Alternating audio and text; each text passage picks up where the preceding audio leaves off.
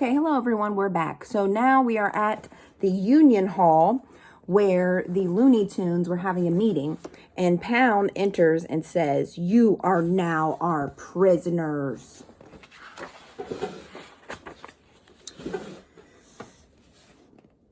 Give them a chance to defend themselves. Not sweetly explained. We are taking you to our theme park in outer space where you will be our slaves. The Looney Tunes couldn't believe it. They erupted in laughter. Ha ha ha. But then the Nerdlucks pulled out their roasty toasty ray guns. It wasn't funny anymore. Thinking quickly, Bugs scribbled some rules in a book. "You gotta give us a chance to defend ourselves," he said, pointing to a page. The Nerdlucks reluctantly agreed. After all, a rule was a rule. In a small conference room, Bugs talked it over with the Looney Tunes. "Okay, let's analyze the competition. We've got a small race of invading aliens, small arms. Short legs," said Daffy. "Not very fast," Elmer added. "Tiny little guys," Sylvester observed. Bugs clapped his hands in triumph. He walked up to the Nerdlucks and announced, "We challenge you to a basketball game." The Nerdlucks didn't know anything about basketball. Do you know anything about basketball? Of course they could learn. They could shoot and dribble and practice day and night. They could, but then they saw how hard the game was, and they decided it would be much easier to cheat. To cheat?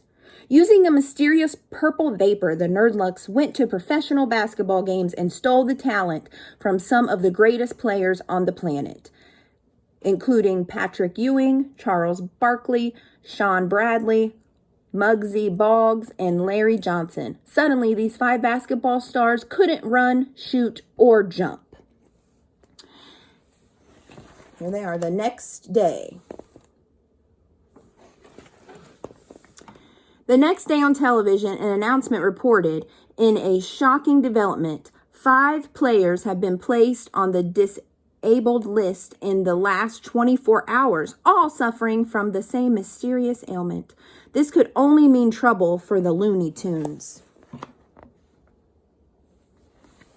All the basketball players are down. At the first practice, Bugs took a good hard look at his teammates. It was not a pretty sight. Bugs asked, "Now, which of you Maroons have ever played basketball before?" And the next answer was nobody.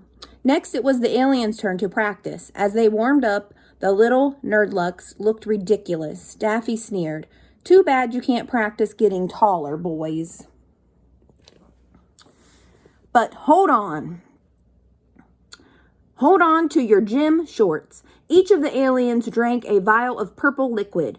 Then they put their tiny hands on a basketball. Suddenly, the tiny aliens weren't tiny anymore. They were big. They were huge. Or as Sylvester said, "Sufferin' succotash. They're monsters. Monstars." A worried Bugs Bunny decided, "I think we might need a little bit of help." So they grew giant. Far from Looney Tune Land, Michael Jordan, his pals, and Stan Podlick were enjoying a relaxing day on the golf course, a routine humdrum run-of-the-mill day. But not for long. Michael reached for his ball in the cup. Uh-oh, he got sucked down into the hole. Bewildered, Michael slowly looked around. He couldn't believe his eyes. Michael saw Bugs, Tweety, Porky, Daffy, Elmer, and the test of the Looney Tunes. "What's going on here?" Michael asked. Bugs jumped into Michael's lap. "You see, these aliens came from outer space, and they want to make us slaves in their theme park. They're little, so we challenged them to a basketball game. But then they show up, and they ain't so little. What I'm trying to say is we need your help."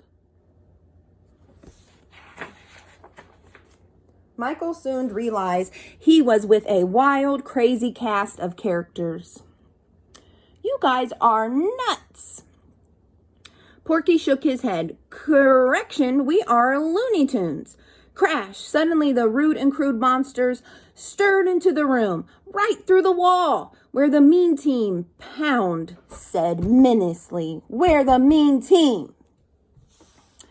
The monsters laughed at Michael. They called him chump. They called him chicken. They even called him baldly. But Michael didn't get mad. Not until one of the monsters swatted Tweety. Michael helped Tweety up. They swatted little Tweety bird. See him right there? He's so little. So Michael helped Tweety up. He looked into the pleading eyes of Bugs, Daffy, and Yosemite. Cartoons or not, these guys needed help. Michael had seen enough. Let's play some basketball. Before he could play hoops, Michael needed sneakers and shorts, so Bugs and Daffy went to fetch Michael's gym bag from his house. But on the way back, they were followed by Stan Podlick. Down in Looney Tune Land, it looked as if Michael Jordan still had his old basketball skills. He could spin, leap, soar, and jam. He was a double-pumping, pure-shooting, tongue-wagging superstar. In a word, Michael Jordan was amazing. Stan cautiously peered into the room. He was shocked to find a basketball court filled with cartoon characters. And Michael Jordan? Stan rushed up to Michael and hugged him. Thank goodness you're all right, he cried.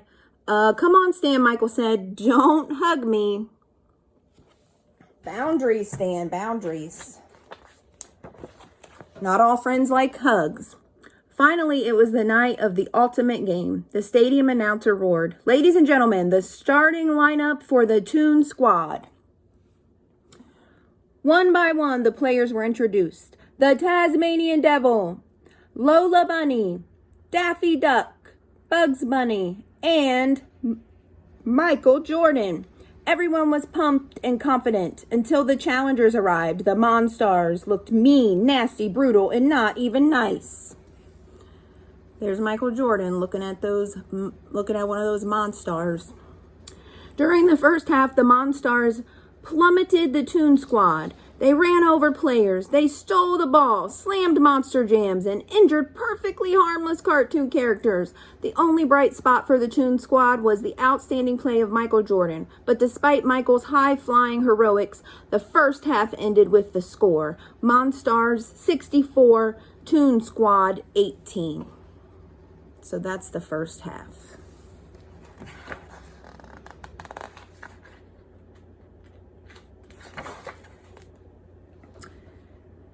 Things looked bleak in the Toon Squad locker room. The Toons felt banged up and defeated. Michael tried to rally the team. Come on, he urged. We can still win the game. We got to believe in ourselves. A door opened and a wobbly Stan entered the room. He looked like a mess, Daffy observed. Looks like Stan just had a close encounter with a bug zapper. Stan explained what happened. Monstars. The Toon Squad needed help fast. When no one was looking, Bugs grabbed Michael's water bottle and wrote, Michael's secret stuff. Though the bottle was filled with ordinary water, all the Looney Tunes thought it contained some kind of magical formula. They eagerly swigged it down. Now they believed in themselves. Just normal water. The Toon Squad came out of the locker room like a new team. Bugs, Lola, and the Tasmanian Devil all made spectacular plays, and Michael did it all. Rebounded, blocked shots, stole the ball, and scored. Everyone on the team contributed. Even Stan made a basket. With just 10 seconds left, the Monstars led 89-88 points. Michael called timeout. He said, somebody steal the ball. Get it to me, and I'll score before the time runs out. In a blinding flash, Roadrunner stole the ball. Suddenly, Michael had it. Can you find Michael Jordan? But the monsters weren't about to let him shoot. They raised their arms to block the ball. They guarded him. They even growled at him. Yet, Nothing could stop his Royal Highness. Still holding the ball, Michael jumped and stretched up and up, higher and higher, farther and farther. Jordan scores. The Toon Squad wins it. Toon Squad 90, Monstars 89.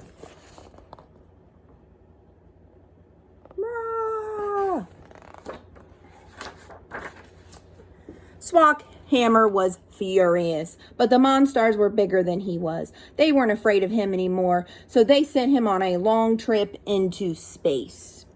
Michael forced the Monstars to give him the player's talent. Then he raced to the human world. You want your games back? He asked the players. Just touch the ball. Now they would be stars once more. As for Michael Jordan, well, he's back where he belongs, flying high above the rim, a basketball in his hand, looking to score. The end. So that is the 1996 book of the movie Space Jam. So a little throwback story today. Hope you enjoyed it with part 1 and part 2. So 2 parts. Okay. And hope to tell you a story again soon. Just wanted to share this classic. Have a great day, and hopefully we'll be out shooting some hoops soon.